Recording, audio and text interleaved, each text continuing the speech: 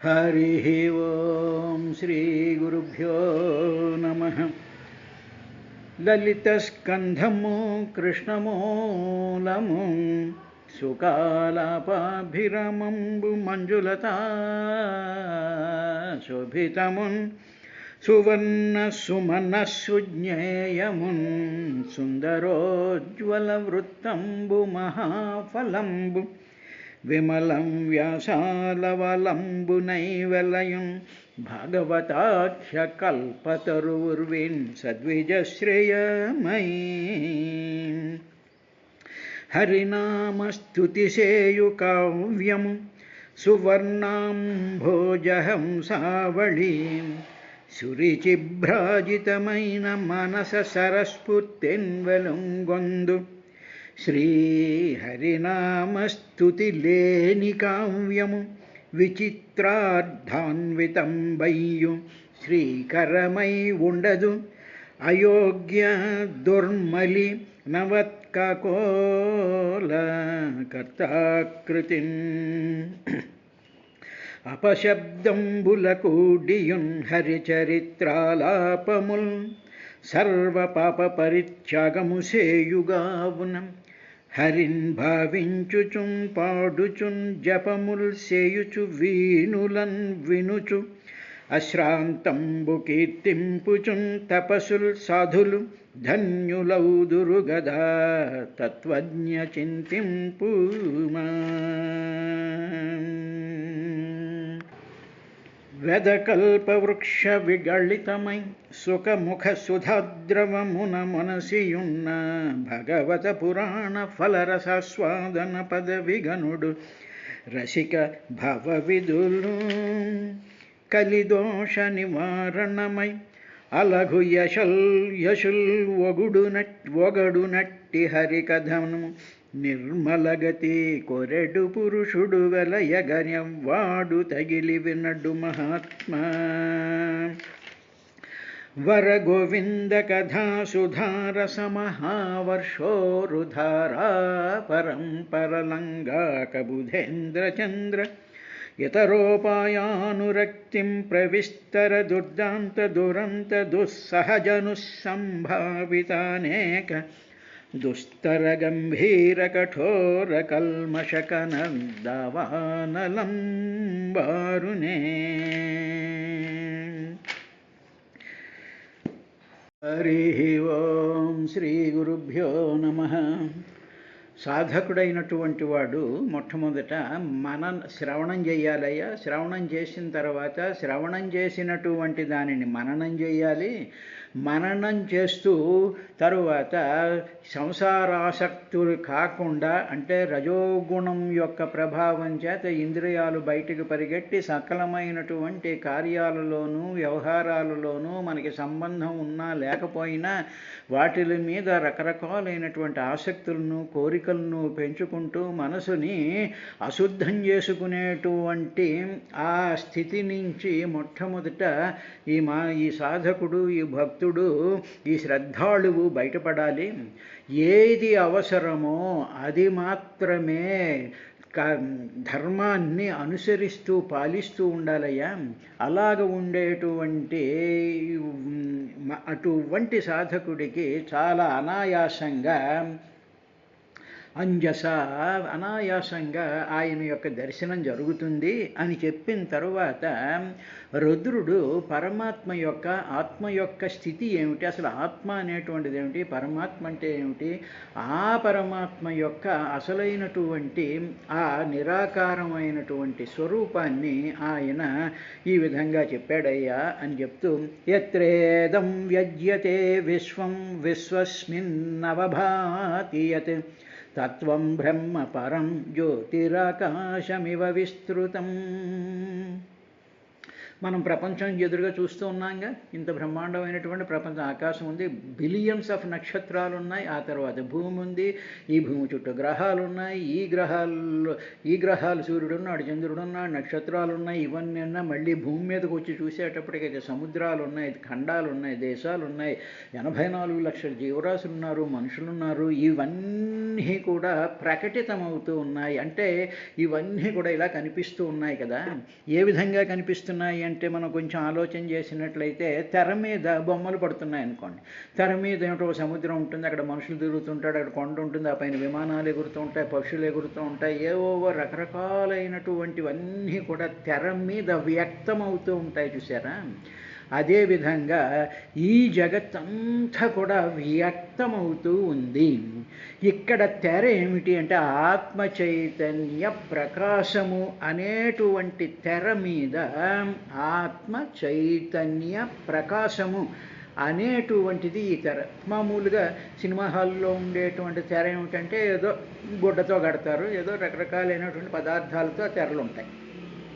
కానీ ఇక్కడ ఈ ప్రపంచంతో వ్యక్తమవుతున్నటువంటి యత్ర ఇదం వ్యజ్యతే విశ్వం, ఇక్కడ ప్రకటితమవుతూ ఉండేటువంటి ఇదం విశ్వం, ఈ విశ్వం అంతా కూడా ఆత్మ చైతన్య ప్రకాశము అనేటువంటి 4 డైమెన్షనల్ తెర మీద ప్రకటితమవుతుందయ్యా. తరువాత సినిమాలో ఉండేటువంటి తెర అయితే కొంతే ఉంటుంది, ఆ సినిమా హాలు ఉండేటువంటి డైమెన్షన్ ప్రకారం ఏదో 10 మీటర్లు, ఏదో 5 మీటర్లు వెడల్పు, ఇలాగ ఏదో ఆ హాల్ డైమెన్షన్ బట్టి ఉంటుంది. కానీ ఈ ఆత్మ చైతన్య ప్రకాశం అనేటువంటి తెర ఉందే, ఈ తెర ఆకాశంలాగా వ్యాప్తమైపోయింది. ఆ తెర మీదే ఆకాశం ఉంది. ఆ ఆత్మ చైతన్య ప్రకాశం అనేటువంటి తెరను ఆశ్రయించుకుని ఆకాశం అనేటువంటి బొమ్మ ఉంది. ఆ ఆకాశం అనేటువంటి బొమ్మను ఆశ్రయించుకునే ఈ బిలియన్స్ ఆఫ్ నక్షత్రాలు, గ్రహాలు ఇవన్నీ కూడా ఉన్నాయి. ఆ ఆత్మ చైతన్య ప్రకాశం అనేటువంటి తెరను ఆశ్రయించుకుని ఉన్నటువంటి ఆకాశము అనేటువంటి బొమ్మలో భూమి అనేటువంటి ఒక బొమ్మ వ్యక్తమవుతుంది. ఆ భూమిని ఆశ్రయించుకుని ఎన్ని లక్షల జీవరాశులు ఉన్నారు. ఇటువంటి తెర చాలా వ్యాప్తమైపోయింది. మీ సినిమాలో తెర అయితే కొంత డైమెన్షన్సే ఉంటాయి, కానీ ఇది మాత్రం వ్యాప్తమైపోయింది, అనంతంగా వ్యాప్తమైన సత్యం జ్ఞానం అనంతం బ్రహ్మ, అనంతంగా వ్యాపించినటువంటి తెర ఇది. అది వ్యాప్తమై అది ఎలాగ ప్రకాశిస్తోంది అంటే సత్ చిత్ రూపముగా ప్రకాశిస్తోంది. ఇది అసలైనటువంటి పాయింట్. ఇది జాగ్రత్తగా మనం అర్థం చేసుకోవాలి. సత్ అంటే ఉండుట, చిత్ అంటే అది మనకు అవగతం అవుతూ ఉండడం. ఇప్పుడు మామూలుగా ఆకాశం చూసాను, ఆకాశం చూడగానే ఆకాశం ఉంది అంటున్నాం. ఆకాశం ఉంది, ఆ ఉండడం ఎలా ఉందంటే స్ఫురిస్తోంది. మీకు అది ఆకాశములాగా స్ఫురిస్తోంది. అంటే ఏమిటంటే ఉండడంలోనే స్ఫురించడం అనేటువంటిది ఉంది. కాబట్టి అలాగ సత్ అంటే ఉండుట, చిత్ అంటే స్ఫురించేటువంటి రూపంగా ప్రకాశిస్తూ ఉన్నది ఈ ప్రపంచం అంతా, ఈ ఆత్మ చైతన్య ప్రకాశం అంతా. అంటే ఆకాశము దాని పేరు ఆకాశము ఉంది. ఆ ఉండడం మనకి స్ఫురిస్తోంది అంటే మన మనసుకి అది తడుతోంది, స్ఫురిస్తోంది. అంటే ఉండడంలోనే స్ఫురించడం అనేటువంటి ఒక లక్షణం ఉంది. అంటే ఇప్పుడు దాని బంగారం ఉంది, బంగారంలోనే మెరియడం అనేటువంటి మెరుపు అనేటువంటి ఒక లక్షణం ఏ విధంగా ఉందో అదేవిధంగా ఉండుట అనేటువంటి దానిలో స్ఫురించడం అనేటువంటిది ఉంది. ఇప్పుడు ఆత్మ చైతన్య ప్రకాశంలో ఇప్పుడు మనకి ఇన్ని నక్షత్రాలు, గోళాలు, బ్రహ్మాండాలు ఇవన్నీ కనిపిస్తూ ఉన్నాయి. ఆ తర్వాత భూమండలంలో ఇన్ని రకాలైనటువంటి భూమి అంతా కనిపిస్తోంది, భూమి మీద ఇవన్నీ కనిపిస్తూ ఉన్నాయి. అంటే ఏమిటన్నమాట, అవన్నీ ఉన్నవి స్ఫురిస్తూ ఉన్నాయి. ఏ విధంగా స్ఫురిస్తున్నా, ఒకటి సముద్రంలాగా, కొండలాగా, చెట్టులాగా, పొట్టులాగా, మనిషిలాగా, ఇదిలాగా, అదిలాగా రూపాల కింద ఆ స్ఫురణ అనేటువంటిది, ఆ ఉండడం అనేటువంటిది ఒక రూపం చెందింది. ఉండుట అనేటువంటిది ఆకాశంలాగా రూపం చెందింది. ఆ ఆకాశం ఉండుట అనేటువంటిది స్ఫురిస్తూ ఉంటే ఆ ఆకాశంలో భూమి అనేటువంటి ఒక ఆకారం స్ఫురిస్తూ ఉంది. భూమి ఉంది, స్ఫురిస్తోంది. ఎలా ఉంది? భూమిలా ఉంది. చంద్రుడిలా ఉన్నాడు, ఇంకోలా ఉన్నాడు, ఇంకోలా ఉన్నాడు. అలాగ సత్ చిత్ రూపముగా ఏమిటి ప్రకాశిస్తోంది అంటే ఆత్మ చైతన్యం, అది పరమాత్మ. అది ఆ ఆత్మ చైతన్య ప్రకాశం. యత్రేదం వ్యజ్యతే విశ్వం వ్యజ్యతే అంటే ప్రకటిస్తోంది. ఈ విధంగా కనిపిస్తోంది. ఇప్పుడు వ్యక్త రూపిణ్యై నమః, అమ్మవారి పేరుంది చూసారా, వ్యక్త అంటే ఈ విధంగా ఆకాశం కింద, అందులో గ్రహాల కింద, భూమి కింద, ఇన్ని రకాల కింద వ్యక్తం అవుతుంది. కానీ అవ్యక్తంగా ఉండేటువంటిది ఏమిటి అంటే ఈ కనిపించనటువంటి ఆత్మ చైతన్య ప్రకాశం అనేటువంటి తెర. అదే ఇప్పుడు సినిమా చూస్తున్నాం అనుకోండి, సినిమాలో అవ్యక్తంగా ఉండేటువంటిది ఏమిటంటే సినిమా ఉండేటువంటి తెర కనిపించదు. కానీ వ్యక్తం ఏమవుతున్నాయి అంటే ఆ బొమ్మలన్నీ కనిపిస్తున్నాయి. ఇప్పుడు మనం ఇక్కడ ఈ ఉదాహరణలో ఏం చేసుకోవాలి అంటే తెర అనేటువంటిది ఆత్మ చైతన్య ప్రకాశం అయితే ఆ ఆత్మ చైతన్య ప్రకాశంలో ఆ తెరలోనే ఒక శక్తి ఉంది అనుకోండి, భావన చేయాలి. అందులో ఒక శక్తి ఉంది. ఆ శక్తి ఏం చేస్తోంది అంటే ఆ తెరలో నుంచే కొన్ని బొమ్మల్ని బయటికి లాగి ప్రొజెక్ట్ చేస్తోంది. అంటే తెరలో ఒక శక్తి ఉంది. ఆ తెరలో ఉండేటువంటి ఒకానొక శక్తి, దాన్ని మాయాశక్తి అంటారు. ఆ మాయాశక్తి ఏం చేస్తోంది, ఆ తెరలోనే ఉన్నటువంటి ఆ బొమ్మలన్నిటినీ బయటికి లాగి ప్రొజెక్ట్ చేస్తోంది. అదేవిధంగా ఆత్మ చైతన్య ప్రకాశం అనేటువంటి ఆ మహాద్భుతమైనటువంటి 4 డైమెన్షనల్ స్పేస్ టైం కాంటినంలో నుంచి మాయాశక్తి ఒకటి ప్రొజెక్ట్ చేసి ఆ మాయాశక్తి వల్ల బిలియన్స్ ఆఫ్ గెలాక్సీస్, దాంట్లో ఉండేటువంటి నక్షత్రాలు ఇవన్నీ కూడా ఇలా ప్రొజెక్ట్ అయిపోతూ ఉన్నాయన్నమాట. అలాగే ఆ మాయాశక్తి వల్లే బ్రహ్మాండాలన్నీ కూడా వస్తున్నాయి. అందుకనంటే అమ్మవారి నామాల బ్రహ్మాండ జనని అని ఉంది కదా, బ్రహ్మాండాలన్నిటినీ కూడా జనింపజేసేటువంటిది మాయాశక్తి స్వరూపమైనటువంటి అమ్మవారు. ఆ అమ్మవారి దివ్య విగ్రహ. దివ్యం అంటే వెలుగు అని అర్థం. వెలుగే విగ్రహంగా కలిగినటువంటి దాంట్లోంచి సకల బ్రహ్మాండాలు కూడా బయటకు వస్తున్నాయి. అదేవిధంగా యత్రేదం వ్యజ్యతే విశ్వం విస్మస్మిన్ అవభూతి. ఆ విధంగా వచ్చినటువంటి ఆ ఆత్మచైతన్య ప్రకాశం ఉన్నాగా, ఆ ప్రకాశంలో నుంచే మనకి ఇన్ని రకాలైనటువంటి రూపాలు కనిపిస్తున్నాయి. అంటే సూర్యుడి యొక్క కాంతి పడేటప్పటికీ ఆ కాంతి చెట్టు పుట్ట వీటి మీద పడి మనకి ఆ వాటి యొక్క రూపాలు మనకి ఎలా కనిపిస్తున్నాయో ఆత్మచైతన్య ప్రకాశం సత్ చిత్ ఆ ఉండడం స్ఫురించడం అనేటువంటి ప్రకాశం చేత మనకి ఈ విశ్వం అంతా కూడా కనిపిస్తోందయ్యా. ఆ విశ్వం సర్వవ్యాపకమైపోయినటువంటిది. ఆ ఆత్మజ్యోతి స్వరూపుడైనటువంటి పరబ్రహ్మ జ్యోతి తత్వం బ్రహ్మ పరం తత్వం త్వం నీవే. ఆ విధమైనటువంటి సత్ చిత్ రూపమైనటువంటి ఆ ఆత్మ చైతన్య ప్రకాశమైనటువంటి వాడు నువ్వేనయ్యా. కాబట్టి ఆ ఆత్మ చైతన్య ప్రకాశంలోనే మనం ఉన్నాం. తెర మీదే బొమ్మ ఉన్నట్టు. సూర్యుడి యొక్క కాంతి ఉందనుకోండి, ఆ కాంతిలో మనం నడుస్తున్నాం అనుకోండి, ఏదో ఎగురుతున్నాం, ఉదాహరణకు మనం ఎగురుతున్నాం, ఒక మంచి గాలి వేస్తుంది, గాలిలో కాగితం ఎగురుతోంది అనుకోండి, ఓ పెట్టె ఎగురుతోంది అనుకోండి. అదేవిధంగా ఈ ఆత్మ చైతన్య ప్రకాశం అనేటువంటి దాంట్లో ఆకాశం ఉంది, ఆకాశంలో భూమి ఎగురుతోంది, భూమి అలాగే తిరుగుతోంది. ఆ భూమిని పట్టుకుని మనం కూడా ఆత్మ చైతన్య ప్రకాశంలోనే తిరుగుతూ ఉన్నాం. కాబట్టి ఆ ఆత్మ చైతన్య ప్రకాశం ఆకాశం లాంటిది. కాబట్టి అదే ఆకాశం, అదే ఆత్మ చైతన్య ప్రకాశం మన శరీరాల్లో, మన ప్రతి అణువులోనూ పరమాణువుల్లోనూ కూడా ఆత్మ చైతన్య ప్రకాశం వ్యాపించిపోయింది. ఆ ఆత్మ చైతన్య ప్రకాశుడే శ్రీకృష్ణుడు, చతుర్భుజుడైనటువంటి శ్రీమన్నారాయణుడు. అందుకనే ఆ మహానుభావుని ఓం నమో భగవతే వాసుదేవాయ, ఓం నమో భగవతే వాసుదేవాయ, ఓం నమో భగవతే వాసుదేవాయ. ఓం నమో భగవతే వాసుదేవాయ.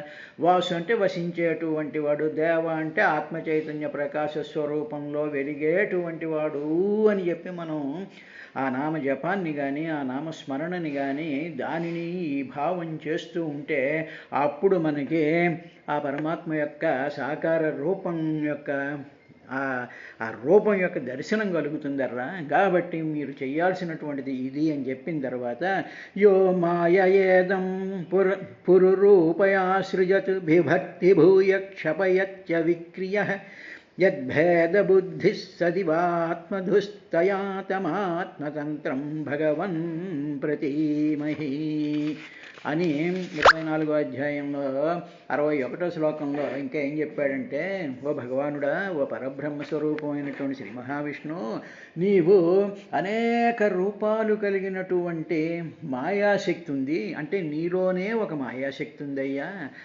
ఆ మాయాశక్తి అనేక రూపాల కింద వ్యక్తమవుతూ ఈ ప్రపంచం కింద కనిపిస్తోంది. శక్తి E=mc². ఈ అంటే ఎనర్జీ, అంటే శక్తి. ఆ శక్తిలోంచి పదార్థాలు వస్తున్నాయిగా, సింపుల్. ఆ ఫార్ములా అక్కడ పెట్టేసుకుంటే సరిపోతుంది. అది ఎక్కడి నుంచి వచ్చింది అంటే నీలో నుంచే వచ్చింది. అందులో నుంచి వచ్చినటువంటి మాయాశక్తి అనేక రూపాల కింద కనిపిస్తుంది. కానీ ఆ మాయాశక్తి కనిపించేటువంటి రూపాలు ఏవి కూడా నిన్ను మోహపరచలేవు. నిన్ను ఏ విధమైనటువంటి మోహంలోనూ ఆకర్షణలోనూ మోహింపజేయలేవు నిన్ను. తరువాత నీవు వికారాలు లేకుండగానే ఆ మాయాశక్తి చేత నీలో ఏ వికారాలు లేవు. మాయాశక్తిలో ఉండేటువంటి ఆ శక్తే అనేక రకాలైనటువంటి వికారాలను వికృతులను పొందుతూ ఈ జగత్తును సృష్టిస్తోంది. ఆ మాయాశక్తి ఒక చెట్టు కింద, ఒక నక్షత్రం కింద, ఒక సముద్రం కింద, ఒక కొండ కింద, ఒక మనిషి కింద, ఒక దోమ కింద, ఒక చీమ కింద ఆ మాయాశక్తే ఈ విధంగా అది ఈ సృష్టిని, ఈ జగత్తుని సృష్టిస్తోంది. ఇదంతా కూడా మాయాశక్తిలో నుంచి వచ్చినటువంటిదే.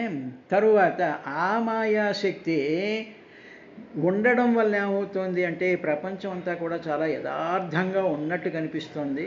కానీ అసలు నువ్వెవరవయ్యా? నువ్వు ఆత్మ చైతన్య ప్రకాశమైనటువంటి వాడు. నీలో ఉండేటువంటి నీ సంకల్పం చేత ఒక మాయాశక్తి అనేక రూపాల కింద ఇలాగ పడుతోంది. అందువల్ల అసలు మూల కారణం నువ్వయ్యా. నువ్వు మాత్రం ఏ మార్పు చెందటం లేదు. నీలో ఉండేటువంటి మాయాశక్తే సరదాగా ఇన్ని రకాలైనటువంటి రూపాల్లో ఉండేటువంటి ప్రపంచాన్ని, జగత్తుని కల్పిస్తోంది. కల్పించి అది మాత్రం నిన్ను మోహం చేయటం లేదు. అలా కల్పించినటువంటి జగత్తులో ఉండేటువంటి ప్రాణులు ఒకళ్ళని చూసి ఒక వస్తువుని చూసి దీన్ని చూసి దాన్ని చూసి మోహించబడిపోయి ఆ మాయ యొక్క ప్రభావంలో పడిపోతూ ఉన్నారు. తర్వాత ఇలాగా ఈ జగత్తుని సృష్టించే నీలో ఉండేటువంటి మాయాశక్తి ద్వారా సృష్టిస్తున్నావు. ఆ మాయాశక్తి చేతే పరిపాలిస్తూ ఉన్నావు, తర్వాత ఉపసంహరిస్తూ ఉన్నావయ్యా. కాబట్టే జీవులకు మాయ నువ్వు చేయటం లేదు. నీలో ఉండేటువంటి మాయ యొక్క ప్రభావం వల్లనే జగత్తు ఈ రూపంగా కనబడేటువంటి భేదాలు కనిపిస్తున్నాయి. అనేక రకాలైనటువంటి భేదాల కింద ఎందుకు కనిపిస్తున్నాయి అంటే ఆ మాయాశక్తికి ఉండేటువంటి ఆ శక్తి వల్లే ఈ విధంగా కనిపించి ఈ భేదాలన్నీ కూడా నిజమేనే అనిపిస్తున్నాయి. చెట్టు సింహం కాదు, సింహం పులి కాదు, పులి చేప కాదు, మనిషి కుక్క కాదు, కుక్క దోమ కాదు. ఇలాగ డిఫరెంట్ పృథక్ భావములు అంటారు. అనేక రకాలైనటువంటి డిఫరెన్షియల్ డైమెన్షన్స్ కింద కనిపిస్తూ ఉండేటువంటిది కనిపిస్తోంది. కాబట్టి అంటే ఏమిటి? ఇదంతా నీలో ఉండేటువంటి మాయాశక్తి. సో ఇప్పుడు నిన్ను నేను పట్టుకున్నాననుకో, నీ పాదాలను పట్టుకున్నాననుకో, నీ స్వరూపాన్ని నేను ధ్యానిస్తున్నాననుకో, నీ వాసుదేవ స్వరూపాన్ని, ఆత్మచైతన్య ప్రకాశమైనటువంటి దాని మీదే నా దృష్టి ఉన్నప్పుడు అప్పుడు నా మనసంతా కూడా ఈ మాయాశక్తిలో కనిపిస్తూ ఉండేటువంటి సమస్త ప్రపంచంలో నుంచి కూడా నా మనసు, నా ఆలోచన వీటిలన్నిటినీ చూస్తూ ఓహో ఇవన్నీ మాయాశక్తి వల్ల వచ్చాయన్నమాట అని చెప్పి జామ్మని నీ పాదమూలానికి, నీ మూలానికి నేను వచ్చేస్తూ ఉంటాను. అటువంటి మాయాశక్తికి అతీతుడైనటువంటి నీవు సర్వస్వతంత్రుడివి కాబట్టి అటువంటి సర్వస్వతంత్రుడిగా మేము నిన్ను తలుస్తున్నాము అని చెప్పి రుద్రుడు ఆ ప్రచేతసులకి పరమాత్మ ఆత్మచైతన్య ప్రకాశం, ఆత్మచైతన్య ప్రకాశంలో ఉండేటువంటి మాయాశక్తి కలిగినటువంటి అనేక రూపాలైనటువంటి అందుకుని అమ్మవారి నామాల్లో ప్రకృత్యై నమః, వికృత్యై నమః. ప్రకృతి అంటే మహాప్రకృతి, ఆ మహాప్రకృతి వికృత్యై నమః. అనేక రకాలైనటువంటి వికారాలు అంటే రకరకాలైనటువంటి రూపాలతో కిందిపోయి ప్రపంచం అంతటినీ కూడా మోహింపజేసేటువంటిది ఉంది. ఆ మాయాశక్తి ఎక్కడుందంటే నీ హృదయం మీదే ఉందిగా, నీ మాటే వింటుందిగా, నిన్ను వదలనటువంటి అనపాయినిగా. కాబట్టి ఇప్పుడు మేమెక్కడున్నామంటే ఈ వికృతమైనటువంటి ప్రకృతిలో ఉండేటువంటి ఒకానొక బొమ్మలాగా ఇక్కడ తిరుగుతూ పక్క బొమ్మలతోనూ, పక్క వస్తువులతోనూ, పక్క వాటిలతోనూ, వాటిలతోనూ ఉంటూ ఇదే నిజం అనుకుని, ఇదే యథార్థం అనుకుని, ఇదే నిత్యం అనుకుంటూ ఉన్నాం. కానీ ఒక్కసారి నీ వైపుకు చూడాలయ్యా, నువ్వు ఈ సృష్టిస్తున్నావు, పాలిస్తున్నావు, ఉపసంహరిస్తున్నావు. అందుకనే ఎవ్వని చేజనించు జగమెవ్వని లోపల నుండు లీనమై ఎవ్వని యందుడిందు పరమేశ్వరుడెంవడు, మూల కారణం వెంవడనాది మధ్యలయుడెంవడు, సర్వము తానయైన వాడెంవడు, ఆత్మవిభుం శరణంబు వేడెదన్. అటువంటి వాడిని శరణు వేడాలయ్యా, అంతే తప్ప మనకేదో సమస్యలు వచ్చాయి అనగానే ఏవో రకరకాలైనటువంటి మనుషులు వెనకాల, విగ్రహాలు వెనకాల, ఇంకోటి వాటి వెనకాల పడిపోతూ ఉంటే ఆ సమస్యలకి పరిష్కారం, ఈ సమస్య ఎంత అబద్ధమో ఆ సమస్యకి జరిగినటువంటి పరిష్కారం కూడా అంతే అబద్ధం. ఎందుకంటే మరో సమస్య తయారవుతుంది, ఇంకోటి దగ్గరకు పోతావు, ఇంకోటేదో చెప్తాడు, ఇంకోటేదో చెప్తుంటాడు. ఈ మాయా జంజాటం నుంచి బయటపడాలి అని చెప్పి భగవంతుడి యొక్క ప్రార్థన, భగవంతుడి అసలైనటువంటి తత్వం యొక్క మననశీలన చేసినట్లయితే మానవుడికి హయ్యెస్ట్ ప్లేన్స్లోకి ఆ మనిషి యొక్క మనసు వెళ్ళడానికి అవకాశం ఉంటుంది. అప్పుడు ఆ భగవంతుడి యొక్క ఆ చైతన్య ప్రకాశంలో మునిగవేయగలిగేటువంటి పరిస్థితి ఏర్పడుతుందయ్యా అని చెప్పిన తర్వాత ఇంకా క్రియాకలాపైరిదమేవ యోగినః శ్రద్ధాన్వితా సాధు యజంతి సిద్ధయే భూతేంద్రియాంతఃకరణోపలక్షితం వేదే చ తంత్రే చ తయేవ కోవిదాః. కర్మయోగులు చాలా శ్రద్ధతో కూడుకున్నటువంటి వాళ్ళే ఏం చేస్తూ ఉంటారంటే ఈ కనిపిస్తూ ఉండేటువంటి పంచభూతాలు, ఇంద్రియాలు, అంతఃకరణము అనేటువంటివి ఉన్నాయిగా. ఈ ప్రతి మనిషికి కూడా పంచభూతాలతో శరీరం తయారవుతుంది. సృష్టిలో ఉండేటువంటి ప్రతిదీ పంచభూతాత్మకమైనటువంటిదే. అలా పంచభూతాత్మకమైనటువంటి శరీరాలు, ఇంద్రియాలు ఉంటాయి. ఇంద్రియాలు ఉన్నప్పుడు అంతఃకరణం ఉంటుంది. ఇటువంటి వాటిలతో ఏమిటి చూస్తూ ఉంటారంటే ఈ సృష్టిని చూస్తూ ఉన్నారనుకో, చూస్తూ ఉండేటప్పటికి ఓ చెట్టు పుడుతుంది, కొంతకాలం ఉంటుంది, మరణిస్తుంటుంది. ఓ దోమ ఉంటుంది, పుడుతుంది, కొంతకాలం ఉంటుంది, మరణిస్తుంది. మనిషి పుడుతుంటాడు, కొంతకాలం ఉంటాడు, మరణిస్తుంటాడు. అంటే సృష్టి, స్థితి, సంహారం అనేటువంటిది మామూలుగా అందరూ చూస్తూ ఉంటారు. ఇలాగా సృష్టి, స్థితి, లయం చెందేటువంటి ఇదంతా కూడా కనిపించేటువంటి నీ యొక్క సగుణ రూపం ఇది. నువ్వు బ్యాక్గ్రౌండ్లో ఉంటే నీ మాయాశక్తి చేత వీటిని ఇలా కనిపిస్తూ సృష్టి, స్థితి, సంహారాల కింద మళ్ళీ ఇవన్నీ నీలోకి వచ్చేసేటువంటి స్థితిగా నువ్వు కనిపిస్తూ ఉంటావు. ఇవన్నీ కూడా ఏమిటంటే నీ సగుణ రూపాలే. అంటే ఏమిటి, నీ యొక్క కనిపించేటువంటి రూపాలే. అందువల్ల ఇందుగలడందులేడని సందేహము వలదు, చక్రి సర్వోపగతుండు ఎందెందు వెదకి చూచినందే గలడు అన్నాడుగా. అంటే కనిపిస్తున్న ఎందెందు వెతికి అన్నిట్లోనూ నువ్వే ఉన్నావు. అంటే ఉన్నావు అంటే నిన్ను దాంట్లో చూసి చెట్టుని చూస్తాను అనుకో, చెట్టు లోపల నువ్వు ఉన్నావు, నేను చెట్టునే చూస్తున్నాను. చెట్టు లోపల ఉండి నీవు చెట్టు కింద కనిపిస్తూ ఉన్నావు నువ్వు. అంటే యాక్షన్ చేసేటువంటి వాడు వేరు, వాడు ఏదో రాణా ప్రతాప్ వేషం వేసుకుని కనిపిస్తూ ఉంటాడు. కానీ లోపల వేషం వేసినటువంటి వాడు ఎవడో ఎన్టీ రామారావు. ఆ విధంగా నువ్వు ఇన్ని రూపాల కింద కనిపిస్తూ సగుణ రూపాల కింద నువ్వు కనిపిస్తూ ఉన్నావయ్యా.